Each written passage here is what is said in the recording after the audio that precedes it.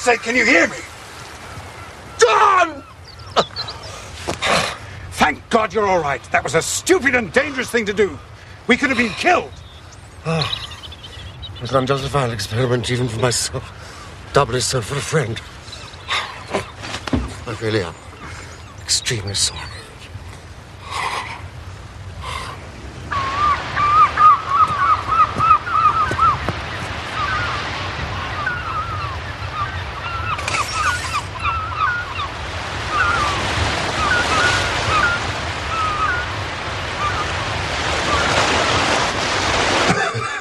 All the evidence points to Tregennis being the criminal in the first tragedy and victim in the second. If anyone else come in, the family would have certainly risen from the table. Then Tregennis' own death was suicide.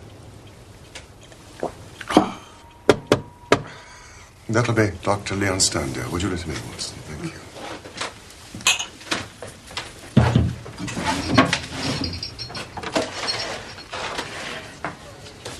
Please, come in, Dr. Sterndale. Seems you're expected. I had your note about an hour ago. But let me state directly, I don't take kindly to being summoned by anybody. I thought I'd better discuss the matter here. No risk of eavesdropping. I fail to see, sir, what you can have to speak about, which affects me personally in the most intimate fashion. The killing of Mortimer Tregennis. I've lived so long among savages and beyond the law that I've got into the way of being a law unto myself. You would do well, Mr. Holmes, to remember that, for I have no desire to do you an injury. Nor are you, Dr. Sterndale.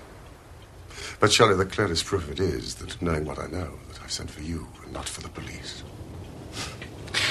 If this is a bluff upon your part, sir, you have chosen the wrong man for your experiment. No, the bluff is upon your side, not upon mine. Now, I will tell you the facts upon which my conclusions are based. Of your return from Plymouth and allowing much of your property to go on to Africa, I shall say nothing except that it informed me that you were one of the factors which had to be taken into account in the reconstructing of this drama. This telegram from the hotel confirms what you told me. Now, when we last met, you asked me whom I suspected, and I refused to answer you. Then you departed. But you didn't go home. Oh, no, Dr. Sterndale. You went to the vicarage. And you waited there for some time. How do you know that? I followed you. I saw no one. That is what you may expect to see when I follow you. You spent a restless night. You made certain plans. And then in the early hours, you proceeded to put them into action. You returned to the vicarage. You collected some distinctive red gravel from the cliff path.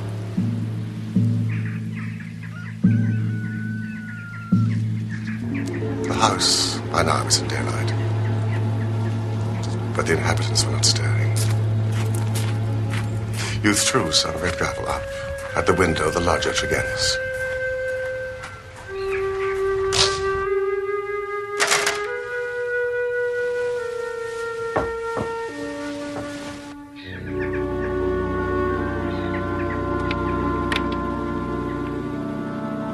Sterndale.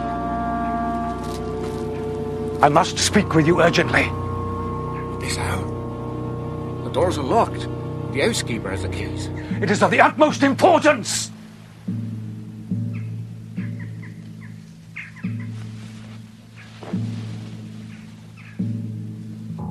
You entered through the sitting room window. You had an interview, a short one, and you walked up and down the room. You withdrew as you had come. You were wearing the same pair of studied walking shoes, which at the present moment are upon your feet. And Mortimer Tregennis was dead.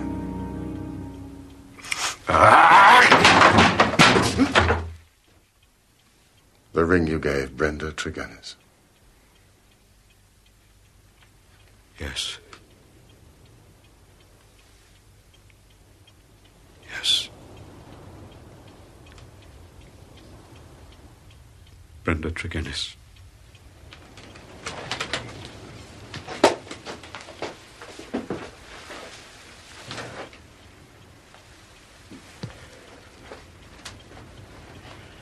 For years I loved her.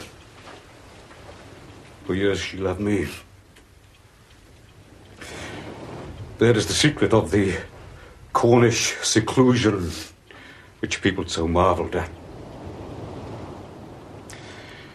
It brought me close to the one person on this earth who was dear to me. I couldn't marry her, for I had a wife who left me, but whom, by the deplorable laws of England, I could not divorce. For years, Brenda waited. For years, I waited.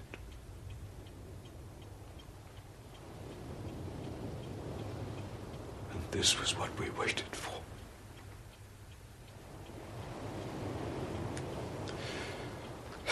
Roundhay knew. He was in our confidence, hence his telegram to me at Plymouth.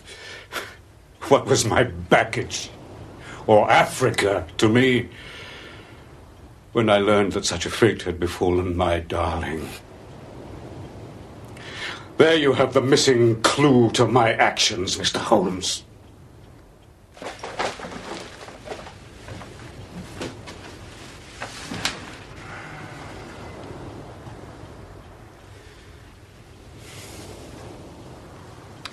I understand that you, sir, are a doctor of medicine. Have you ever heard of Radix pedis diaboli? Devil's foot root. No, I can't say that I have. No. Well, it is no reflection upon your professional knowledge. For I believe that save for one sample in a laboratory in Buda, there is no other specimen in Europe. It is used as an ordeal poison by the medicine men in certain districts of West Africa. And it is kept as a secret by them. You already know so much, Mr. Holmes. It is clearly to my interest that you should know all. I've already explained the relationship in which I stood to the Tregennis family. There had been a quarrel about money which estranged this man, Mortimer. A sly, subtle, scheming man. But for Brenda's sake, I was friendly with her brother. One day, a few weeks ago, he came to my cottage, and I showed him some of my African curiosities. Among other things, I exhibited the devil's foot. Poison, you say? Fascinating. You wouldn't think so if you were to try it. The smallest amount could be fatal. In this powder form, it reacts instantaneously when burned. It stimulates those brain centers which control the emotion of fear. Madness, or death, is the fate of the unfortunate native who is subjected to the ordeal by the priest of his tribe. Can he be detected? Not by European science. A few days later, my cottage was broken into. But since nothing seemed to have been taken, I gave the matter no heed, until Mr. Rounday's telegram arrived at Plymouth. This villain, Mortimer, had thought that I would be at sea before news reached me, and that I should be lost for years in Africa. But of course I returned immediately, and I could not hear the details without being assured that it was my poison which had been used, and that Mortimer Tregennis himself was the murderer. My soul cried out for revenge. Oh, you murdered her. For money, you murdered your own sister. You can't prove that. No jury in the land would believe you. I'm my own jury, Mr. Tregennis. Judge, jury, and executioner.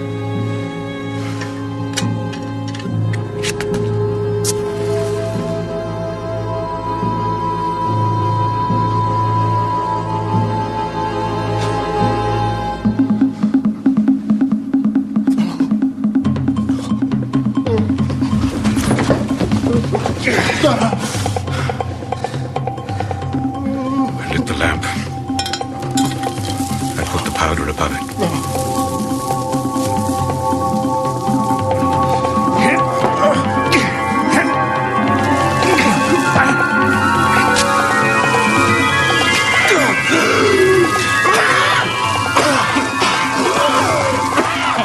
In 5 minutes, he died.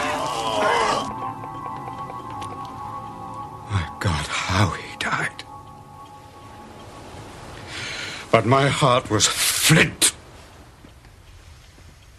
For he endured nothing which my innocent darling had not suffered before him.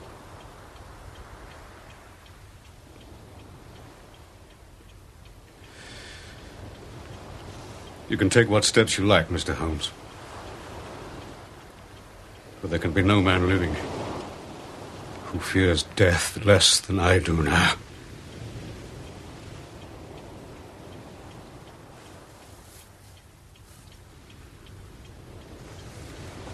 What are your plans?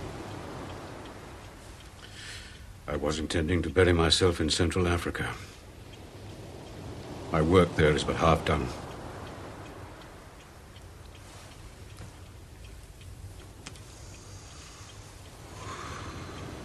Go and do the other half. I, for one, am not prepared to stop you.